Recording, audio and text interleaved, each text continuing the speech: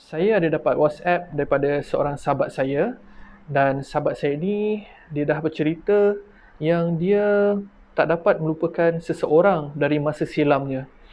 Dan benda ni membuatkan dia jadi sometimes marah, sometimes sedih dan sometimes rasa bersalah. So benda ni mengganggu kehidupan dia kini. Jadi apa yang sahabat saya ni perlu buat, perlu lakukan untuk nak melupakan seseorang itu?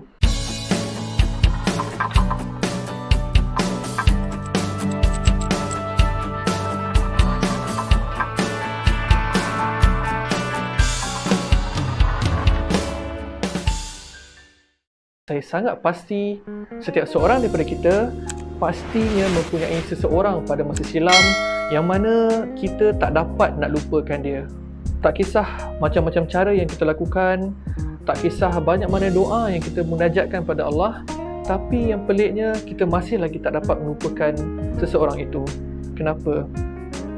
Sahabat, saya nak beritahu dekat sini, hanya ada satu saja benda yang boleh membantu untuk membati hal ini. Ia adalah masa. Ya, masa. Berdamailah dengan masa. Kalau sekiranya benda itu baru saja berlaku, kalau sekiranya seseorang itu baru saja membuatkan kita rasa sakit hati, marah, sedih dan sebagainya, maka ambillah masa kita untuk berasa sedih. Ambillah masa kita untuk marah. Kita kena ingat yang kita hanyalah manusia biasa. Kita mempunyai perasaan. Tidak salah, tidak berdosa untuk kita untuk berasa marah. Tidak salah untuk kita berasa sedih dengan apa yang telah berlaku dalam kehidupan kita. Jadi, ambil masa itu untuk kita bersama dengan diri kita, untuk kita selami, untuk kita layan perasaan kita. Tapi, ingat, jangan biarkan masa meninggalkan kita. Kerana benda yang paling jauh daripada kita adalah masa yang telah berlalu. Kita kena setkan dalam minda kita, walau siapa pun orang yang telah menyakiti kita, walau sedekat mana pun orang itu dengan kita, walaupun memori itu tersimpan sangat dalam di dalam hati kita, kita kena ingat, kita kena sedarkan diri kita yang masa itu pasti tak akan berulang. Pasti, kerana ia sangat jauh daripada kita. Apa yang kita kena buat adalah berjalanlah bersama masa. Berjalan bersama masa. Sekiranya kita seorang suami, maka berjalanlah bersama masa kita seorang suami yang baik. Sekiranya kita seorang anak, maka ikutlah masa kita sebagai seorang anak yang taat pada kedua ibu bapanya. Sekiranya kita adalah seorang pekerja yang sangat berdedikasi, maka berjalanlah bersama masa kita sebagai seorang pekerja yang hebat, pekerja yang baik. Jangan biarkan masa meninggalkan kita. Dan perkara kedua yang perlu kita lakukan adalah maaf.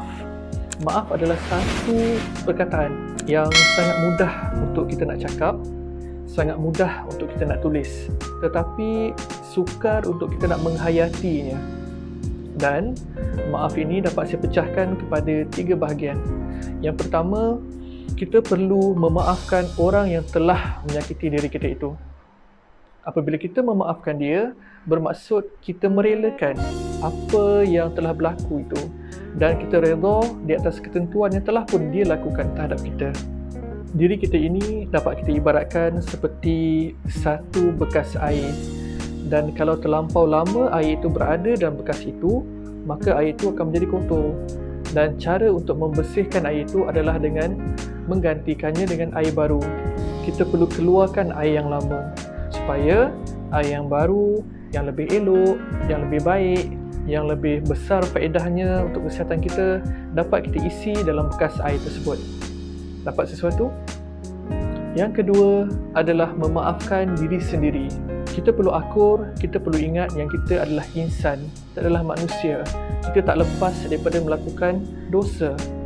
Bahkan kita disarankan untuk setiap kali selepas kita menunaikan solat sunat taubat, kita perlu berdoa, Ya Allah, ambillah nyawa aku sebelum sempat aku mengulang dosa ini lagi. So benda tu nak beritahu yang kita manusia yang sering kali akan melakukan dosa. Jadi bila kita dah berdamai dengan hakikat yang kita adalah manusia biasa, kita tidak terlepas daripada melakukan dosa dan kita memaafkan diri kita sendiri, insya-Allah kita akan berasa tenang. InsyaAllah. Dan yang ketiga, apa yang kita kena perlu buat adalah kita kena berdoa supaya orang lain memaafkan kita. Sekiranya kita mempunyai situasi ataupun kesempatan yang membolehkan kita meminta maaf daripada seseorang itu, maka silakan. Antara contoh yang kita boleh gunakan mungkin ketika hari jadi dia ataupun ketika hari raya, kita boleh hantar WhatsApp, kita boleh telefon untuk memohon kemaafan. Tetapi andai kata kalau kita tidak dapat berbuat sedemikian, cukup dengan hanya kita berdoa sungguh-sungguh pada Allah supaya Allah buka hati orang itu untuk memaafkan kita. Dengan kemaafan yang diberikan oleh orang itu, insya-Allah pasti akan dapat merahmati kehidupan kita dan membuatkan kita untuk hidup lebih bahagia. So, saya ulang balik poin saya. Yang pertama, berdamailah dengan masa. Dan yang kedua, maaf. Maafkan orang itu, maafkan diri kita dan berusaha berdoa agar orang itu juga memaafkan kita. Dapat sesuatu? Dan satu lagi, memaafkan tidak akan membuatkan kita melupakan. Tetapi memaafkan pasti akan membahagiakan kita.